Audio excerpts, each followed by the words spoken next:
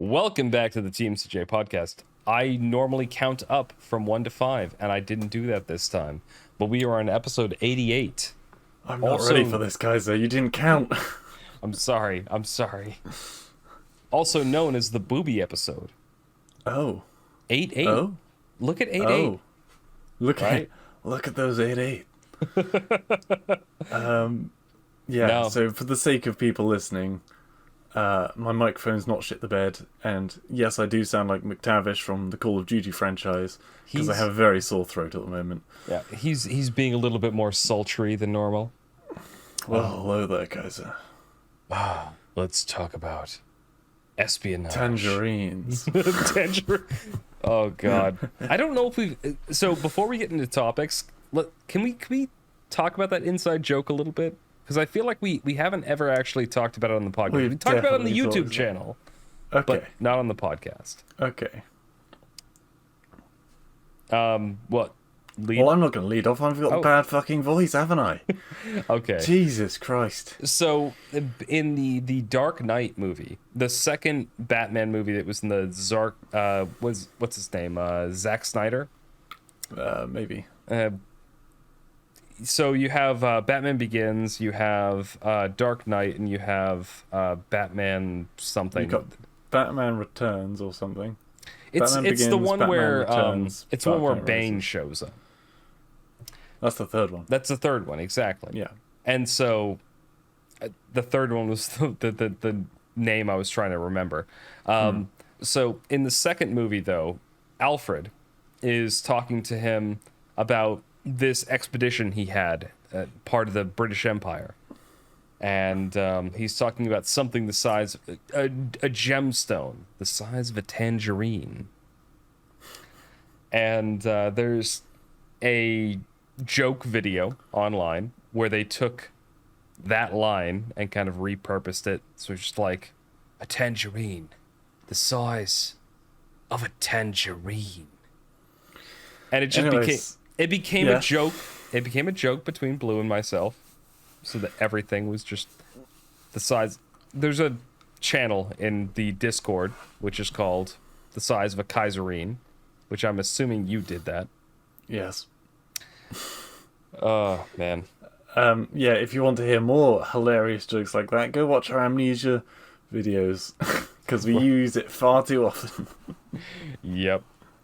So anyway, so this episode we have Blue providing quite a few topics, and then I have finished reading the book IRobot by Isaac Asimov, a classic, like a sci-fi classic that I'm kind of ashamed that I never touched earlier, but it's quite good. So we talked about it in segment 3.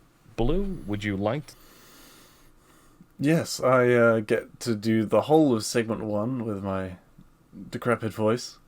Because that's what we like to do on this channel. We like to put me through pain. So,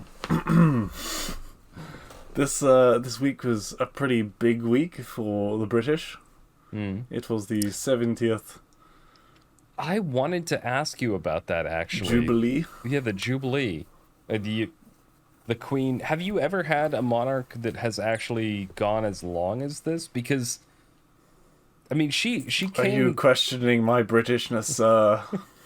I mean, she's what, 96 or something like that? Stop asking questions that I don't know the answers to.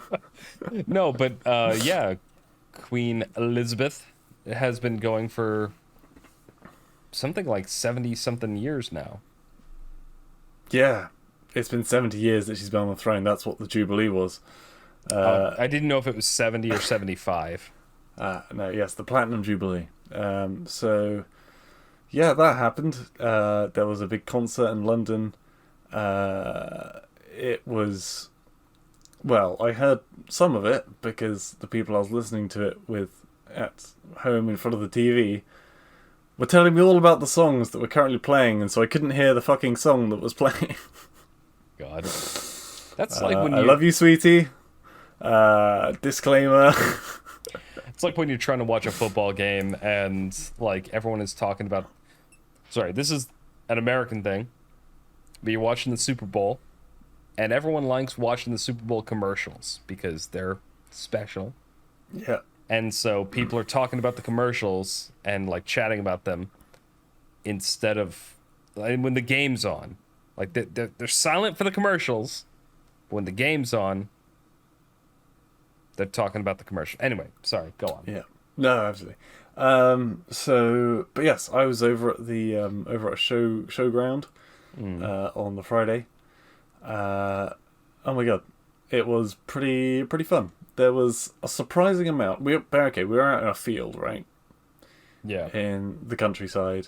There are all these tents and things set up, and the tent that I saw the most of, as in the kind of type of tent, were people selling hot tubs. They want to be on Twitch. Well, there you go. I didn't see Amaranth there. Very strange. No, just like hectons of hot tubs all around a field with like goats and sheep and cows. Jokes aside, that does seem very weird, especially for the UK. Like, I suspect it could be because there was a lot of, let's say, upper class genteel folks who could afford to pick up a hot tub while they're at the filthy showground while they prance about on their ponies. I'm sorry, one could do with a good dip afterwards in a nice hot jacuzzi, wouldn't you say? I can afford a hot tub. I've been able to afford a hot tub for a decade. I don't. But can you afford the diseases that come with it? Yeah, exactly. I don't want one. Yeah, no, It's I'm kind not of just. thinking so. It's a bit odd. It doesn't even get that cold there. Doesn't get that cold in England. Yeah. I mean, I guess it's all a matter I'm of sorry. perspective. Yeah, in Massachusetts, it gets like Celsius, like 9 or 10 below 0. Yeah. It's the peak of summer, Kaiser. I don't know what to tell you. Yeah, it also gets a lot hotter here. Okay, that's even less of an excuse. Why are people buying hot tubs? Because people want to go out in the water in their back garden in the summer while it's shunny. Well, it's shunny. Well, it's shunny. Mish money penny. Mish money penny. Why is it Have so shunny cocktails in the outside? jacuzzi. We're just gonna be doing impressions. All right. So there were lots of them. Lots of sweet stalls. Picked up some fudge, which, good God, it was sugary. But the best, the tent I spent the most time in, the cider tent. Over 6. Go on. For the sake of any American listeners, I'm assuming you mean like alcoholic cider.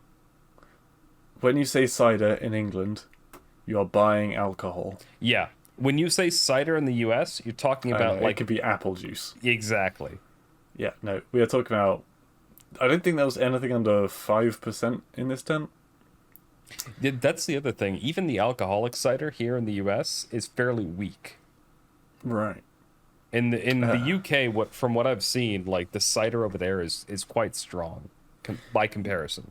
Yeah, I mean it ranged from about 5 to 7%, and there were about 60 different kinds of cider in this tent.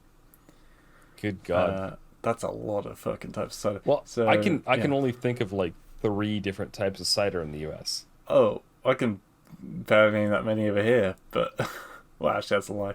But that's a lot of cider, and I hadn't heard of really any of them.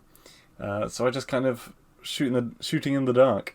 I think apparently Alicia overheard someone else in the queue being like, I don't know what any of these names are, but I'm just going to order something. It's cider. I mean, you get that with like craft beer over here, especially with IPAs and stuff like that. Like people are looking for like, oh, what's this beer? Oh, what's this one? What was that? I was talking to a friend the other day. They I don't know what the brewery was, but they had a beer called Exhibit A. Right. Like you're talking about like a lawyer, like yeah. It was a fucking weak lager. Oh. And I'm wondering like Exhibit A is if Exhibit A is weak, this guy's, he's going down for life. Yeah. Anyway, No, sorry. so yeah, it was about $2.50. I'm gonna say for a half pint, and then Is that are a you British just half pint. are you saying Yeah. pound or I'm saying dollar to transfer. It was £2, but I'd say that's about $2.30, $2.50, yeah, that's fair. and then a pint was just double that. Yeah. And again, for reference, a British pint is 20 ounces. Here it's 16. Yeah. So yeah, I had a pretty good time in there. There was a guy playing the spoons. Have you ever seen someone play the spoons? I have, yeah. It's pretty cool. Town fair back when I was a kid. Exactly. That's the only place that you see people playing the spoons. It's a dreadful shame. I want to see, like, I don't know, Led Zeppelin on the spoons. Play Freebird! But yeah, no, pretty damn good. Pretty damn good. All right, nice. So, other topic. Yes. So I know your topic. I know I said I had no topics, but I actually do that's have one, and it was something that was very interesting. So I'm between jobs this week. I Yep. left my Congrats. old job. Thank you. I'm glad to be leaving the old job. It did a lot of good things for me, but I'm glad to be moving on. I've got a new job. I'm looking forward to it. But the thing is, at my old job, I'd been there for 4.5 years.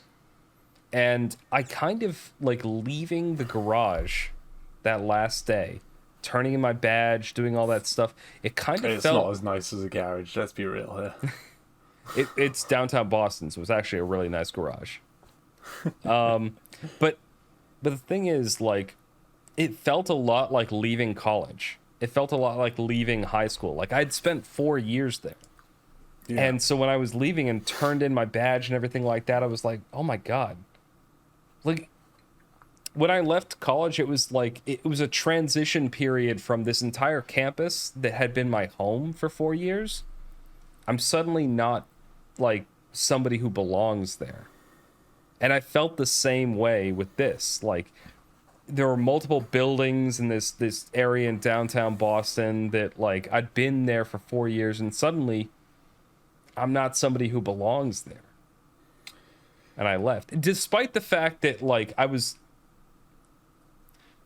was good and bad portions of this job, but despite all of that, it still felt a little weird turning that in. And 4 years of my life was just like, okay, I can't go back there now.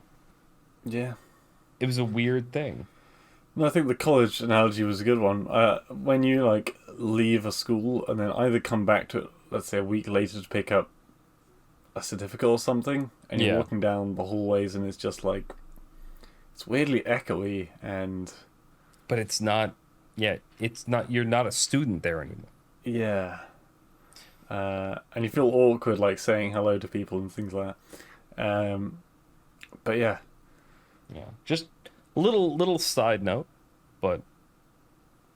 Okay, you ready for the big one? I am. Alright, everyone in England, I apologise. I hate to reiterate what the news has done over to death so many times. Have you heard the latest story about Boris? A vote of no confidence. Yes, old BJ himself. They tried to do a vote of no confidence on him, and he got away with it. With 41% of his own party saying he's incompetent. So here's the thing, because I do pay a lot of attention to international politics. Yeah. I'm kind of curious about this because his predecessor, what is it, the secretary? Theresa May? Yeah, she resigned when there was only a 37% vote against her for a similar thing. And so now he's got a 41%. What do you think? Is he going to resign? Like, what's going to happen? He's not going to resign. He's a whole different kettle of fish. He is, and I've said this since he's been elected. I said this before he was elected. He is a buffoon. He does seem like a bit of a dumbass. I don't want him to be. It's gonna sound strange. I don't really want him being kicked out because of this party thing. Because yeah, it was stupid of him. But I reckon about 80% of England did the same thing. Exactly. It was one of the. I heard about this. It's like, why would he be kicked out because he did? So, for reference, for the people listening, essentially, England was under at one point some fairly strict COVID lockdowns, and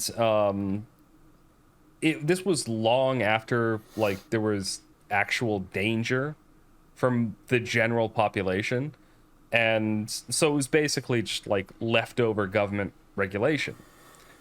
But the thing is, the general population had not actually had the restrictions lifted, but Boris decided he was going to I think he went to a party or something like that, and so he organized a group party in the Downing Street, and a few people turned up to it.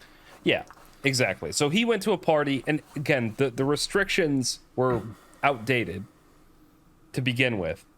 And so the controversy is the fact that like he went to this party and ignored the restrictions that technically his government was still enforcing, even though they should have been lifted at this point anyway, because they were, again, outdated.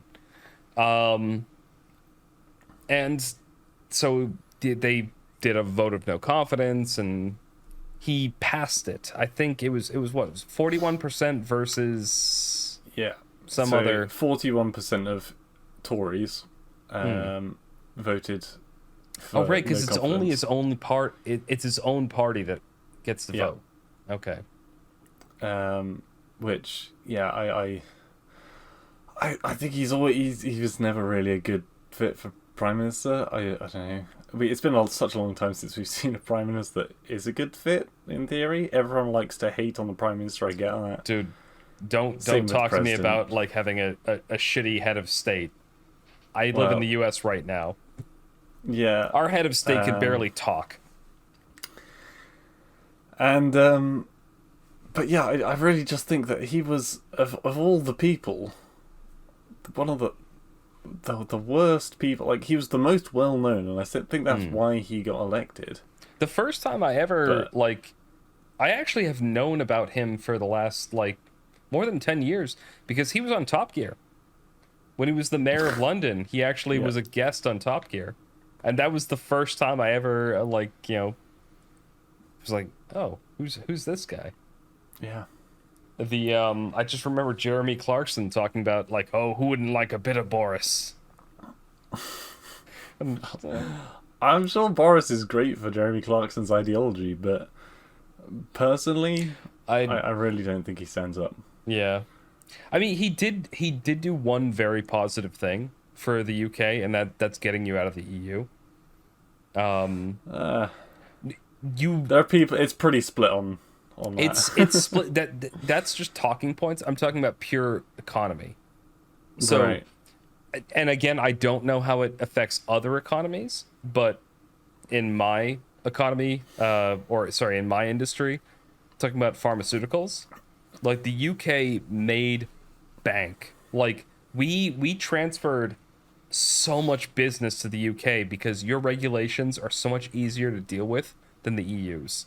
So the moment you guys left the EU, we're like, all right, all medicine regulation is going through Britain. And so it made your country bank, at least in terms of... I thought you were going to say great again. No, I wasn't going to use that. But but in terms of like pharmaceutical regulation, like I have no idea how it affected anything else.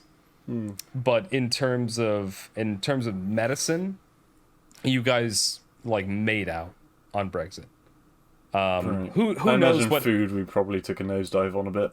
Yeah, probably because it'd be harder to import things that come out of the Mediterranean or like grain and stuff. I think get a lot of stuff from France and Spain. Yeah. I imagine you guys took a hit on that. But I'm not a politician. And usual disclaimer: our political views are our own. Get your own. Exactly. Yeah, yeah. And my again, what I was just saying there, that's me talking about like specifically the industry that I know. So, pharma, Brexit was great for the UK. Who knows what it did for anything else, or if it was good overall. Yeah. Oh, and speaking of votes of no confidence, Kaiser, tell us about this week's film review. Oh God, we got fucking. So once again, when the Blazing Saddles review went up, I spent a ton of time editing it and cutting things down and making sure that the video clips were transformative and all of the things that are required for fair use. And then YouTube immediately copyright struck the video. Yep. Granted, Warner Like Brothers, clockwork. they were fairly quick on reversing it. Yeah. But it's a very old film. 1974 or 1970 something. Yeah, so we put up the video. There was tons of clips from the video, and I spent, again, a good amount of time making sure there wasn't any continuous scenes being shown and that they were clipped properly, and it was whatever we were talking about, it related specifically, and any filler space was going to be like things from the trailer, which is publicly available, and it's still got copyright struck. I'm sorry. I'm bitter about this because I stayed up until like 11 editing the video, uploaded it, and then when it finally went live, it still got delayed until Sunday instead of going live on Saturday because of the fucking strike.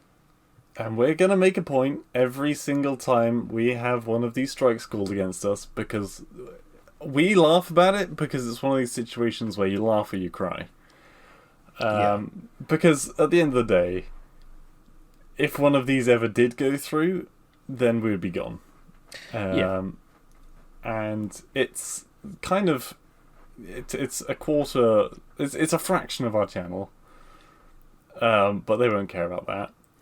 And it's kind of just gross how we can literally predict within like a day of something going up, within an hour probably, I'm not sure exactly what the timings are, that something will get copyright struck, which we know isn't a copyright offense. I do want to read, and I quote from, so I sent Blue on Monday, yesterday, the message that we got back from YouTube. It was, "Hello. Good news. After reviewing your dispute with Warner Brothers, they have decided to release their copyright claim on your YouTube video." And Blue responded with, "Much shock!" Exclamation mark. Because obviously this is not a violation of copyright. This is firmly within fair use. But YouTube system is... It's just... It's not put together well. Yeah. We're not intending to start like a riot over this shit, but no. If every time this happened, someone chipped at that wall, then one day it's gonna break. That is the hope. Yeah. Mr. Gorbachev, tear down this wall. So. I was thinking of Shawshank Redemption, but that works too. Another good movie. Yeah. Speaking of which, we do actually need to do another movie night. We do. It's gonna be your choice next. It is. I've got a few choices. I'm thinking of doing another classic movie. One that I haven't seen myself. Excellent. I try and keep it to ones that I haven't seen, because then it's, Yeah, considering that Father's Day is coming up, I'm actually thinking of choosing a video that my dad has recommended. Oh, I did screw you out of a film. Oh?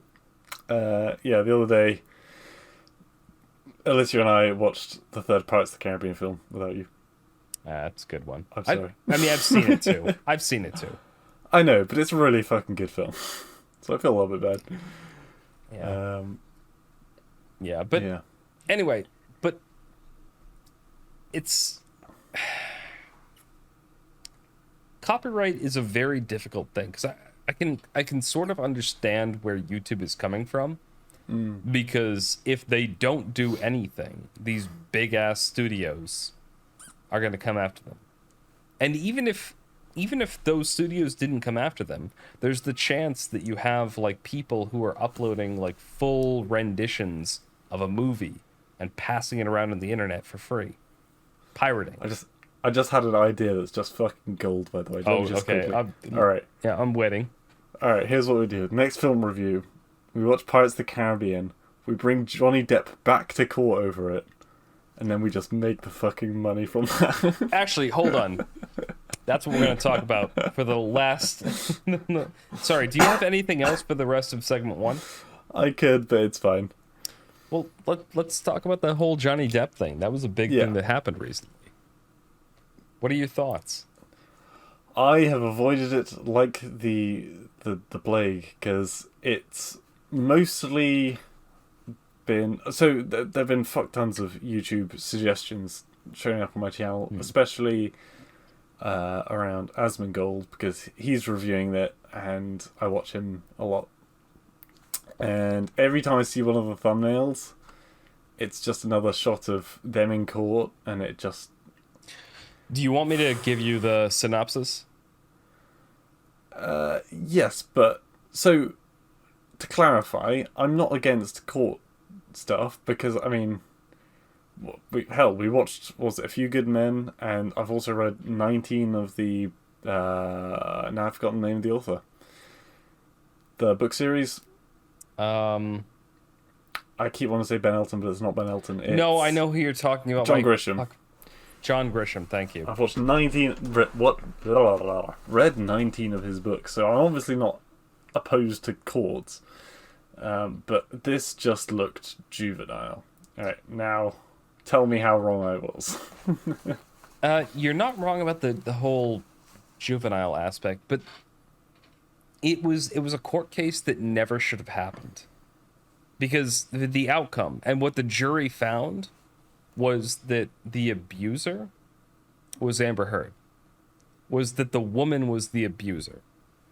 Like that she had, she had beaten him, she had mentally abused him, and she had threatened him in so many ways that he was the victim. And on top of that, the court case ended up with him like actually winning damages from her because all the shit that she had said had essentially constituted libel against him. Mm-hmm. And so it had damaged his reputation. I mean, he got kicked off a bunch of like different movie projects. Yeah, I mean, he was off Disney, wasn't he? Yeah, exactly. I think she was ordered to pay him $15 million.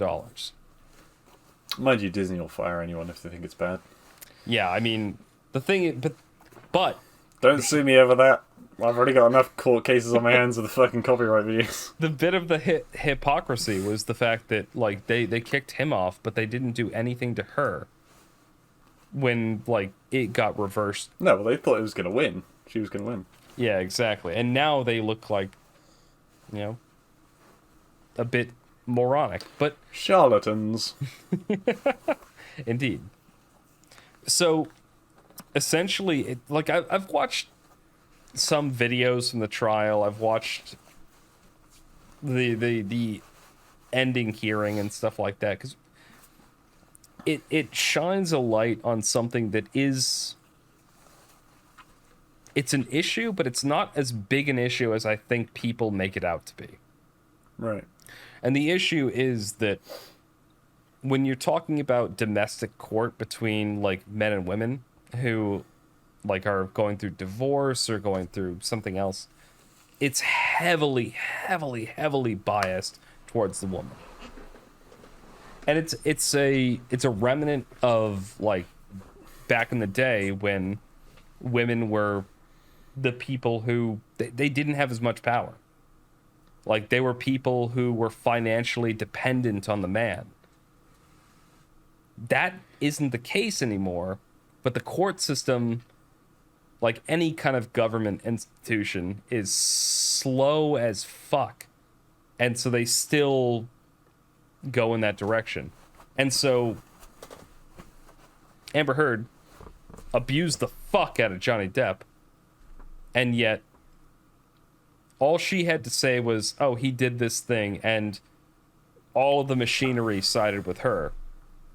And he had to go through this insane process, providing evidence, recordings, tons of character witnesses. And after all of that, finally, they were like, oh yeah, this woman is crazy. That was basically the end result, is... Yeah, I heard some interesting things, like, she photoshopped an image and left, like, Photoshop tags in it. I don't know if this is true, but I want it to be. I have no idea if this is true, but I want it to be. She took a crap in his bed. Yeah, I heard about that as well. That's one of the things that during the trial that was never proven. But they did prove that she abused him physically and, verbally. They did prove that she tried to knowingly disparage him.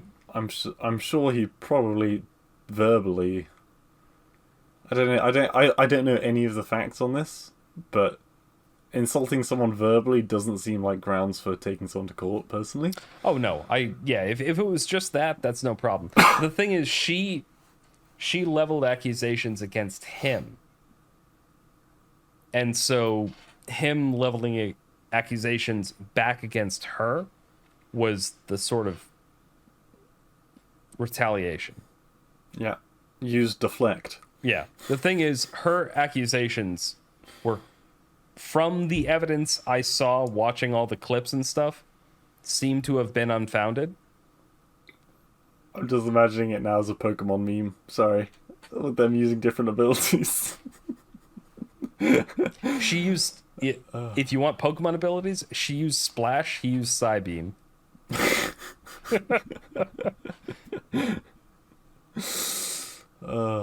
There was a lot of very, very funny moments, though, where, like, her lawyers were trying to do everything they could to make him look shitty.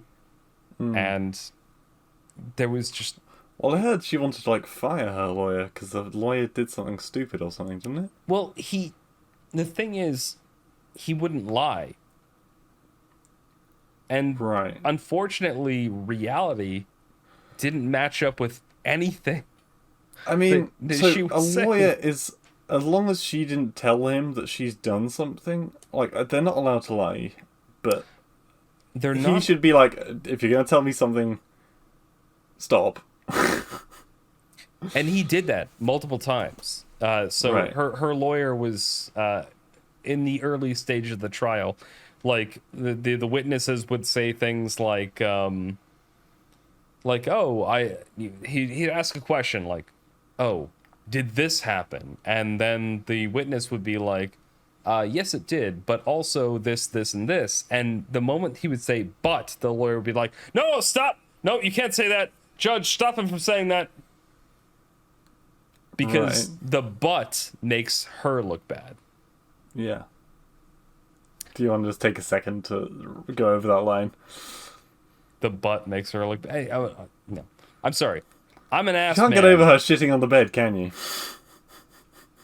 Well, I was going to say I'm an ass man, but I'm not attracted to her. She doesn't have a good butt. Okay. Well, yeah. So, I don't know. I have nothing to say on this particular call. So he came away with a bit of money, I take it. So here's the funniest bit. Yeah. And this is where I'm going to end it. Okay. So he was awarded $15 million. But there's a cap on 15, how much you... Okay. 15, but there's a cap in the U.S. how much you can be awarded. Right. So he was only awarded $8 million. When they got divorced, she was awarded $7 million. So she has to give back the divorce settlement plus another $1 million. Why did she get $7 million for divorce? Just because of the way that... Because divorce laws are fucked up. Okay. Because I'm assuming she didn't make those $7 million. No. Because she's a woman, she gets $7 million. It's so there again. going back to the way laws were constructed, they go back to how, what's the word? When women were like dependent on men back in the day. And so the idea was a portion of the man's income was how much she needed to continue her living. And so when they got divorced, a woman got a proportional amount of the man's income and wealth. Despite the fact that, she didn't actually do anything to earn that money, but she was part of the idea was they're part of the same familial partnership. So regarding that, Yeah. You know how mad we both get when something happens, like a guy gets fined a fuck ton of money because a lady was insulted by them or something, right? Yeah. It's a bad example. I'm pulling out sort of. But I know what you mean. Yeah. I am purposefully thinking to myself, I don't see this as a male female thing, because if it was the other way around, I wouldn't want a woman coming up and saying to me, "Oh, it's because they were a man that they got all that money." Yeah. And so that's why I'm edging away where I can from saying that it's purely because it's a male to female thing. The reason I'm calling it male to female is that's the way it's treated legally in the US. But I agree with you. I think that this is something that's a bad thing regardless of the genders of the people involved.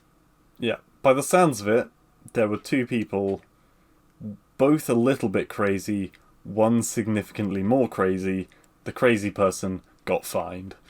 I mean, and that sounds like a win for justice. Yeah, and to be fair, like when we're talking about the Amber Heard Johnny Depp trial, like Amber Heard seems to be like a violent, crazy person. Both violent and crazy. Johnny Depp appears to be just crazy and a bit of a drunk, but gentle. He's a gentle, crazy drunk. And that sounds like one of the results you get from Jackbox. But the thing is, like, that's from all the evidence that has come out, that seems to be him. Yeah. But the thing is, because Amber Heard is a woman, she's getting special treatment. Yeah. That seems to be the case. So that's all I'll say. But it's, yeah, you know what I mean.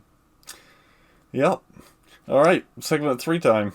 Yeah. So next we'll be talking about robots. I don't know how I'm gonna tie that in. And a lawsuit between a robot and a human. There actually is there's a lawsuit in the book.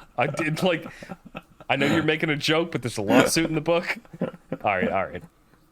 And this is going to be the end of... the robot shit on my bed! God damn it. This is going to be the end of segment 1 of the TMCJ podcast. Thank you all for listening, and you'll hear us again momentarily for segment 3.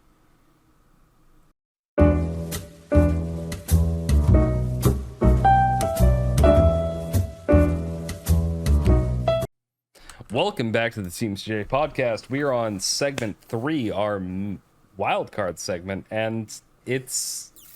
Sorry, I was about to say wildcard. I was about to say our media segment. Oh, it's been so long since we had a media segment, but... Well... Technically, this is a media segment. Anyway, we're on segment 3. And we're talking about Isaac Asimov's IRobot. A book that is a sci-fi classic. One that I've been meaning to read for quite a long time. And that got turned into a pretty good Will Smith movie from like 2005 or something like that. Isaac Asimov is the always kind of father of robotics in the sci-fi genre. Yeah, he invented the rules of robotics. Yeah, the 3 rules. It's a robot. What is it? Rule 1, a robot may not harm another human being or by inaction cause another human being to become harmed. Batman should learn from that one. I think rule 2 is they need to obey the orders of a human being, and I think rule 3 is they need to self-preserve. They need to make sure that they, and it's in order. So rule 1, rule 2, rule 3, and actually the book goes through quite a few of like scenarios of how those rules can potentially go wrong. Right, loopholes. Yeah, exactly. And so this started a few weeks back when I had to go on a business trip to California. Mm-hmm. And so I was listening to the book on audiobook format. And it's interesting because it's structured in such a way where it's the reminiscence of this elderly woman who was a robot psychologist. Calvin, who she shows up, or at least a character with the same name shows up in the movie with Will Smith. And it's her reminiscence. So the first robot back in the day, back in the 1990s, ye old 1990s. Yep. Because again, the book, I think the book was written in the 60s or before. But it's either way, it's quite old. Okay. And at the time, the 90s were, the far future. Anyway, it was essentially like a robot who was a nursemaid, a babysitter. It was something to keep a child occupied. So there's a similar level of quality to Beyond Human, right? Ironically, yeah. Yeah. Well, no, quality. I think it's a bit higher quality, but... Oh, sorry. Quality. Quality-wise, it was significantly worse. Yeah. It was basically this little robo thing. And honestly, the first story in the book, it brought tears to my eyes. Because the little girl, like, she had this robot that was taking care of her. The mother hated her, like, the village that they lived in. It was somewhere in rural England. And the village didn't like the fact there was a robot in the village. Because, they were all fairly, what is it? What's the word I'm looking for? Racist to robots. God damn it, not racist. Like, they were working class is the wrong word. But they were people who, like, they farmed the land and they were... Blue-collar workers. Blue-collar, thank you. That's the word I'm looking for. And this one family was there, and the dad worked for the robot company, and so they had a robot, but the rest of the town was, like, uncomfortable with the robot being there. They were afraid it was going to kill people. This sounds a lot like Humans. There's a lot of metaphors baked into this book. I don't deny. No, what I'm describing is a modern day TV show, which I think was probably based off of... I think a lot of stories were based off of this book, is what I'm suggesting. What TV show are you talking about? It was a British... I was going to say sitcom. It's not a sitcom. I'd love it if it was a sitcom. It's kind of like a more chill version of Black Mirror, where if you took one story and made a whole series out of it rather than a single episode. And so far, it sounds very similar, the first episode to the first episode. What was it called? Humans, I think. Okay. They actually pitched it so, much like the original War of the Worlds, they kind of put it on TV as an advert that people could just buy these robotic humanoid things.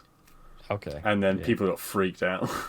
So, in the story, that doesn't happen. Like, it's just a robot that they have from the shop, essentially, that the guy has because, he has an association with the company. Yeah. And it essentially becomes like a, how, like, small children will have, like, a doll or something that's their friend. It's not a real person, but the robot becomes... I had a rock. Oh God. But no, I know what you mean. I had a bunch of animals. Yeah. My house growing up, like we had hamsters, we had iguanas, we had birds, we had. I never had to have. Jesus. I never had Sorry. to have an imaginary friend. I had a bunch of animals. I'm sorry. Did you just You can't say that after what I just said.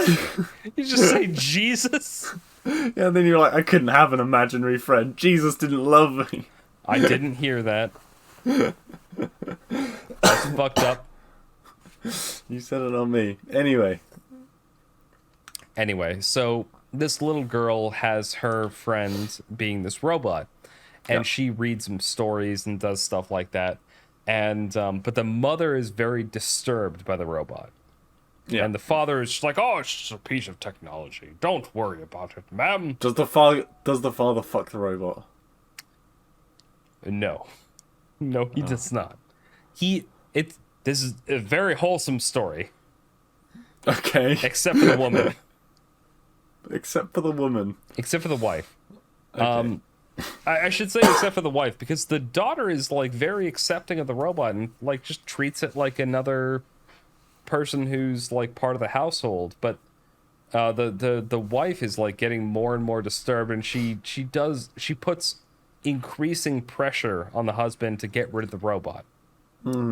And it all culminates in the robot goes away, and they get the girl a dog instead, and and I feel bad for the dog. She ends up hating the dog because the dog is a replacement for the robot and who she loved. You lost me. That's impossible. No one can hate dogs. But the thing is, like, it's you see this with children. They'll Resent. Yeah. they'll resent the thing that shows up when something they love is gone. Like there's an episode from a TV show and that I like where this little girl's grandfather dies, and around the same time her youngest brother is born, and she hates the youngest brother because in her mind he replaced the grandfather, and that's a common psychological thing that'll happen. I was going to give a far more fun example, but you know Sorry. what? Dead grandpa, that works, I guess. It's a fucked up thing, but anyway. So, but this is when I said there was a heartfelt moment that made me like tear up. Eventually, they go to the robot factory to try and show the girl that like they're just robots. They're assembled. There's nothing wrong with them. And she recognizes the robot that was taken from them and sent back to the factory, because the mother eventually does make them get rid of the robot. Yeah. And she sees it there, and she runs out to them, and she's about to be run over by a fucking forklift. And that robot sees her and sprints out and dives and fucking saves the little girl. And it's a book. It's not a movie, but I remember like tearing up listening. I was just like, oh God. Did the robot die? The robot lived. Okay. And it was the lesson, well, not the lesson, but then the robot got to go back with the family. And it was just one of those things where I'm like, Did it get hazard pay? no. He doesn't get paid at all. He's a robot. It's a fucking robot. What the fuck? At the end of the Clank day, he's a wouldn't be fucking okay with toaster this. oven. I'm sorry. What are you saying about the little toaster? Brave Little Toaster, I watched the shit out of that movie when I was a kid. Yeah. I bet you feel stupid now. I always feel stupid. All right. So, but again, heartfelt moment. Little girl. Okay, that's not how humans goes, but go on. But for the rest of the book, and the thing is, it's kind of treated as kind of a... So in a modern piece of fiction, you'd probably expect that then the robots get rights or something like that. That doesn't happen. So in this, robots are banned from Earth based on that. Based on the little girl being saved. Based on the fact that the robot got attached to the little girl. And so the governments realize that robots and human interactions are, this is weird. Okay, and so I see I'm you holding. making a face. I'm holding. Robots are only allowed to do things on non-human occupied planets from then on. All right. You just opened a whole new can of worms. All All right. right. Ask me questions. But let's go in order. So, are Isaac Asimov's 3 rules of robotics a thing in this universe? Yes. So, he had to save the little girl anyway. Yes. So, what, are the humans just stupid, or...? Yes.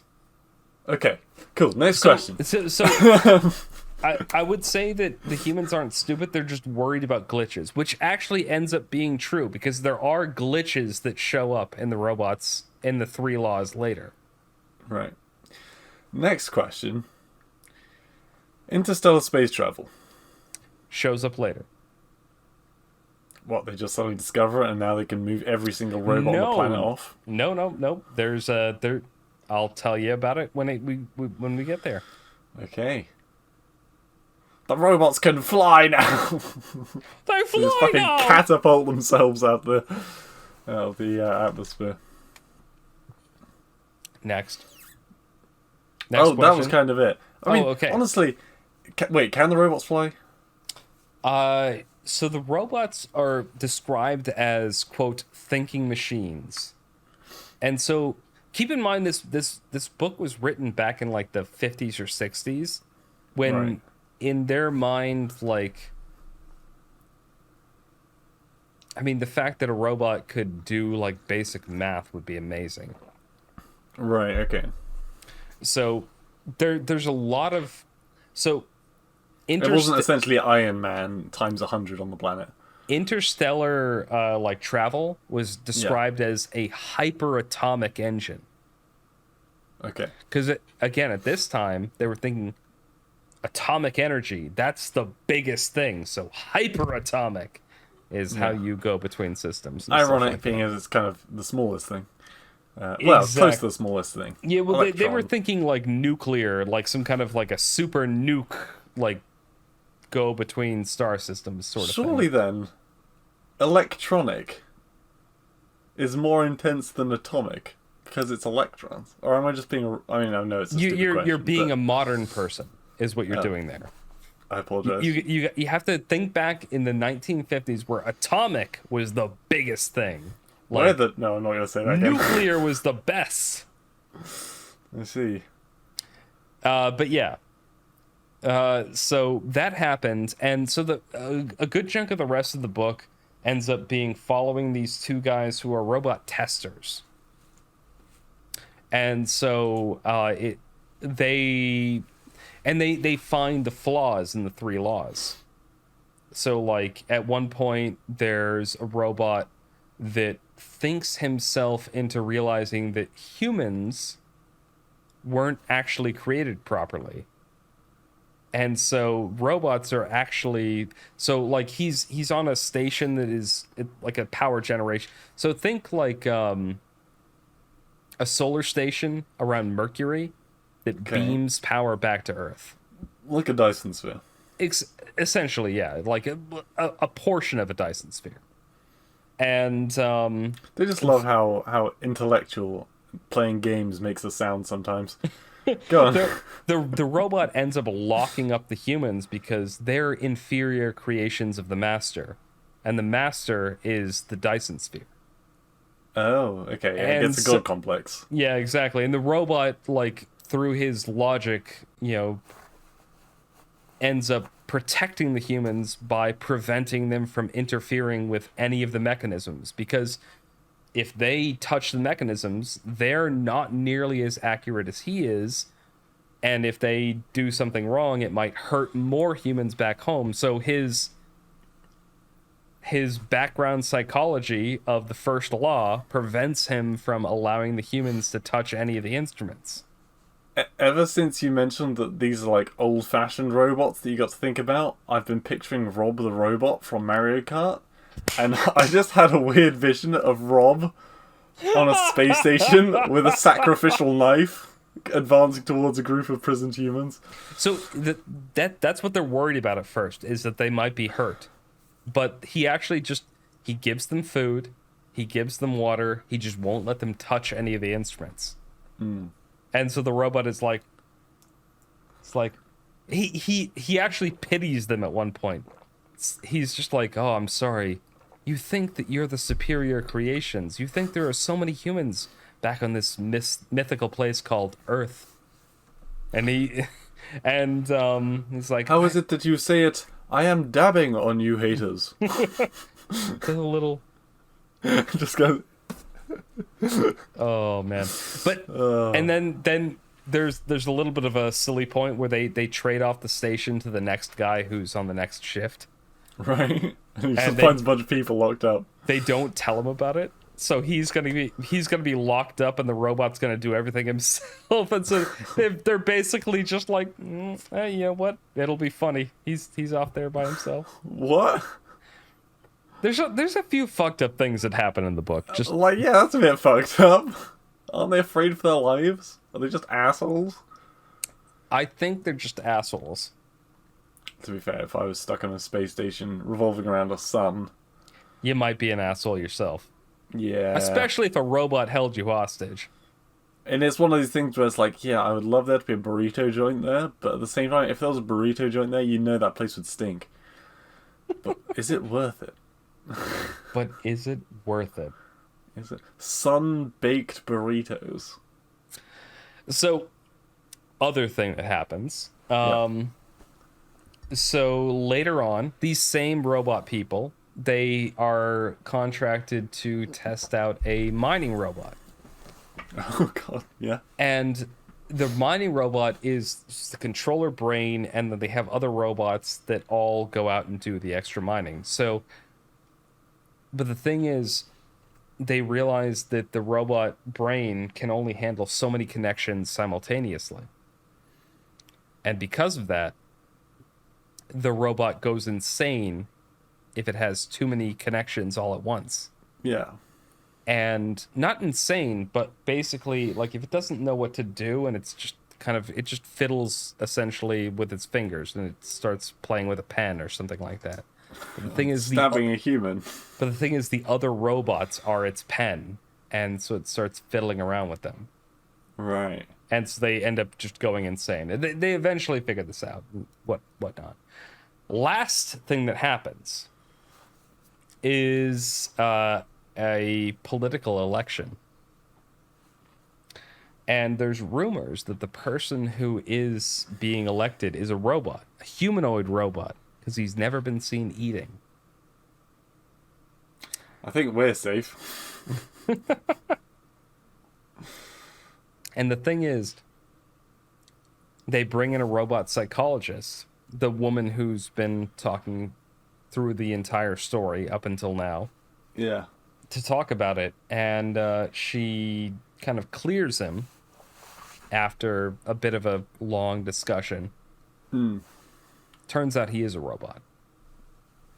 Spoiler. They do the old... Oh god, what's it called? In Blade Runner. The test. Oh, I know what you're talking about too. Shit, it's trying to work out if a robot has emotions instead of I can't. The Voight test or something like that. I can't remember what it's called. The Voight something test. There's a lot of good lore behind sci-fi robots.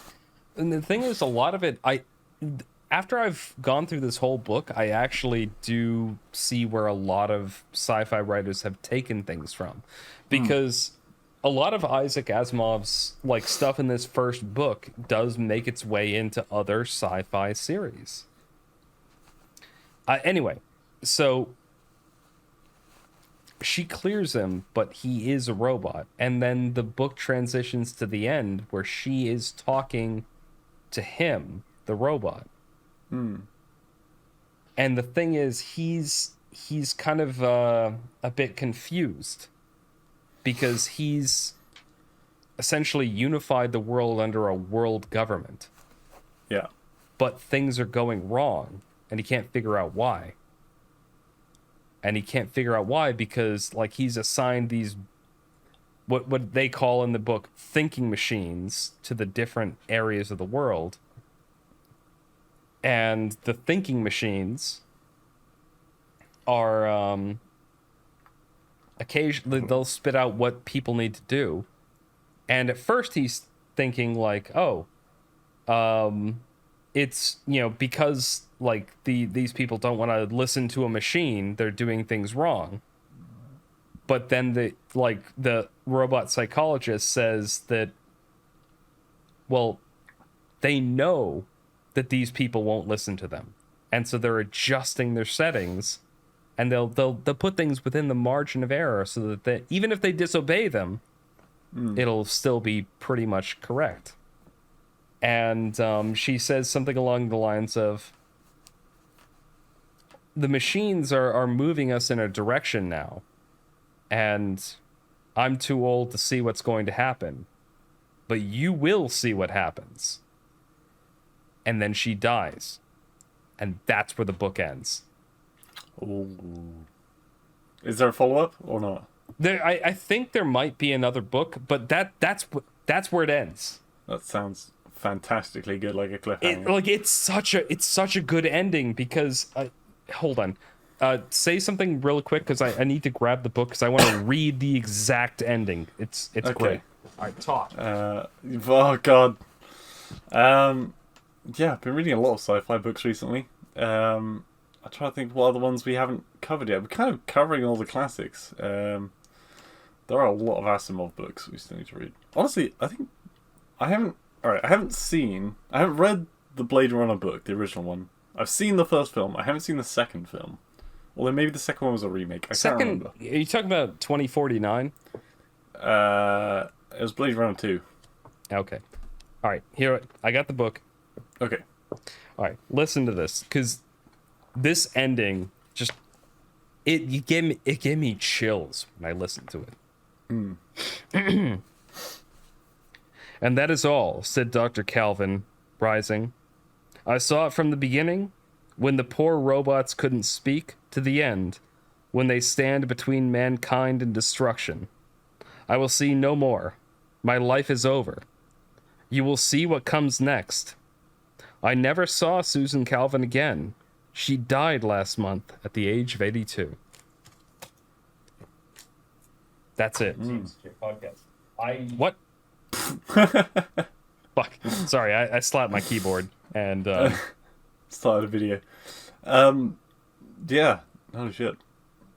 But I love that. I love that ending there. It's just like she throughout the entire book, she is the person who knows what's going on. She's like the more knowledgeable person. Like, she has the insight, and everyone else is basically, to one degree or another, a bit ignorant.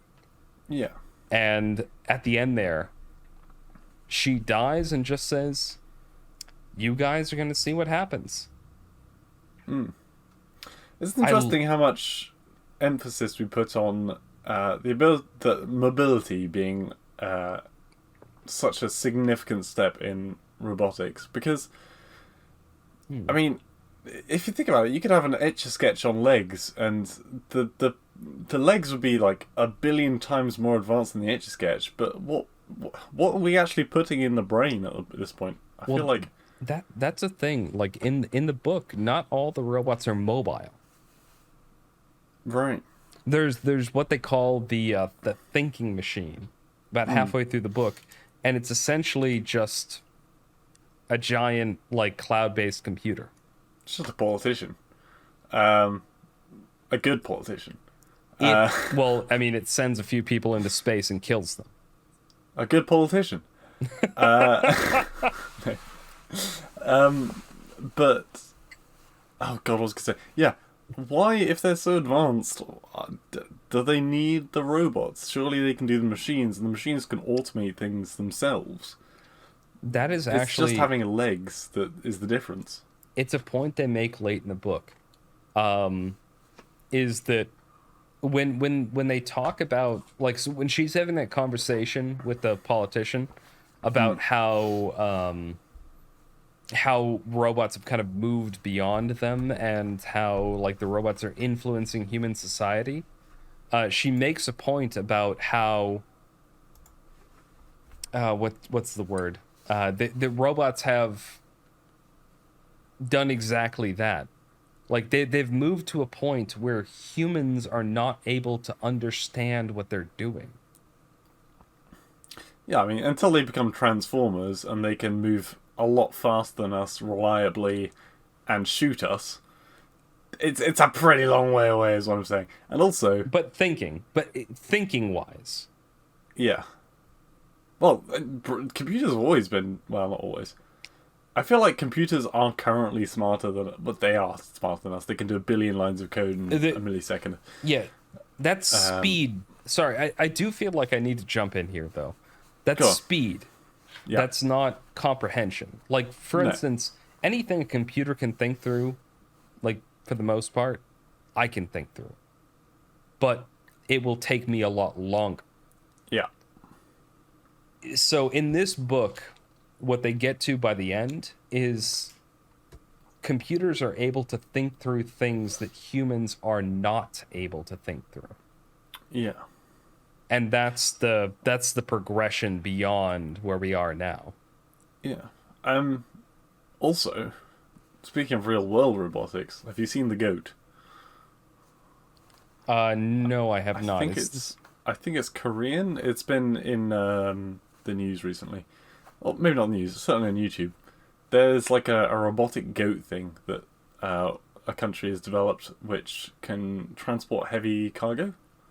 The last thing I saw was the the MIT little robot dog thing that was essentially being adapted for military use. I have not seen the goat though. I feel like a dog is so much more terrifying. Yeah, they had a four-legged like robot thing. It's being developed at MIT. Although to be fair, okay, not wanting to go into that fabled dark zone of people's dreams, but I used to have nightmares as a kid about a dog that would attack me and then half of its side came off and it was robot inside. That freaked the shit out of me as a kid. I apologise if I gave anyone nightmares that's listening, but if you did, you probably shouldn't be listening to the podcast. Go on. I've never had that. So I've said, actually, you know what? Let's end the podcast off there, talking about this. No, I've never had nightmares. It's a thing Right. that I like. It's a weird thing. I've never had nightmares. I've talked to a lot of people who have never had dreams, but I haven't. Really? Like, I have dreams all the time. Yeah, I have. yeah. I have friends who have never had dreams. As I've grown up. Sorry, not never had dreams, but they don't have dreams as adults. No. So, yeah, I would totally agree. As a kid, I would have multiple dreams or nightmares a night. These days, my memory of being asleep is far worse, and I generally don't, unless it's a really bad dream Yeah. or something particularly crazy happens. Yeah, I don't remember it. But no, I had like a set of reoccurring nightmares as a child. Really? And yeah, and it was someone got me a dream catcher when I was a kid. And all right, I do not believe that you can hang up something and it will stop you from having bad nightmares. But I do absolutely believe that if you think it's going to stop you having bad A nightmares, psychological. it can influence you. Yeah, and because I stopped having nightmares after that because I somehow felt safe with this thing here. So there is that to say for dream catchers, I guess. Yeah. No. Again, yeah. There's something to be said about having the psychological effect of having something there that convinces you that you're. But the thing is, like, I don't know. Every dream that I've ever had, like, I've had things that potentially could be nightmares, but every time I have one of those, I always find a way out. Like it, I do wonder if nightmares and dreams, like the way that they actually manifest, has to do with the psychology of the person, like having. It seems obvious that it has to do with the person who's actually sleeping, but I genuinely have. I don't know. I have found this is going to make my dreams sound more exciting than they are, but if I realise I'm in a dream, that's the best fucking time, because oh yeah, 'cause you can literally do all it's one of kinds those of things shit. where you're like, I've got a samurai sword in my hand, bam, it's there. Those things that were chasing you, they're in for a world of trouble now, and you actually start having fun in it, and then you normally wake up pretty quickly after that. But Time to do some those are fun good stuff. times. Yeah. And I think I've actually used some of my nightmares and dreams in stories that I've written in, like D&D campaigns. And The thing is, like that. it's I've done the same. Like every now and again, you have not even a. It's not even like you have a good idea. It's just like your own brain has put together like a bunch of random crap, and you're like, oh, that'd make a good story. Yeah. So, Kaiser, how many metal sheep out of 10 do you give iRobot? That they definitely don't dream. I've put some thought into this, and I've tried to think about 9. 9? 9. Holy crap, that's your highest score you've ever given. It's such a good book. Like, and I think that's higher than Red Rising. it is. It's higher than the score I gave Red Rising, and I endorse that. Read it from beginning to end. If like you take any piece of it individually, and it's not great, but you take the whole thing put together, and it's just excellent. And it's peak sci-fi. It's not a long book. I mean, look at this. Look at this fucking. Yeah, looks a few hundred pages. Yeah, it's not a long book, but for what it is, if you read it all together, it's such a good book. Damn. Well, we'll have to watch the film together for a film review at some point. We will. The film is very different. Yeah? I've not seen it. Have you? I have, yeah. I watched it back. So it came out in like 2005. I watched it in theaters. Is it bad? No, it's good. It's a good movie. It's a very good movie, but it's not the book. Yeah. Well, that's what we say about every single book turned film. No, but they're very different. They keep a lot of the names the same, but the plot is totally different. They actually like the doggo in the film. No, but the robot in the film is actually a bit more human, as it were. And so is the woman. Okay. And they added in Will Smith. Will Smith wasn't in the book. What I mean is, like, his character wasn't even in the book. I'm gonna go up to that robot and slap it. They've... Oh god, I forgot about that. You didn't even realize what I was referencing. No, oh my god. I didn't. That's a whole other kettle of fish, and we have not got time for that argument. No, we do not. All right. Any final thoughts before we close out the podcast? I want us to watch one episode of Humans at some point, because I really enjoyed watching at least the first series of it. I think you will too. I think that might be something. So that's actually a good topic to talk about real quick. I think that could be something that we want to do in the future, either for the podcast or for the YouTube channel, is us doing a live watch or live reaction to a episode of something, or something along those lines. But either way, doesn't matter. All right, this is going to be the end of episode 88 of the TMCJ podcast. Thank you all for listening, and we will hopefully see you, hear you, something again. Great wind-up, mate. I'm sorry. We will feel you. We will grope you. We will do. No, think about who listens to this podcast, mate. I'm sorry. All right. Next time, episode 89. Thank you for listening. Talk to you then. Don't talk to me about life.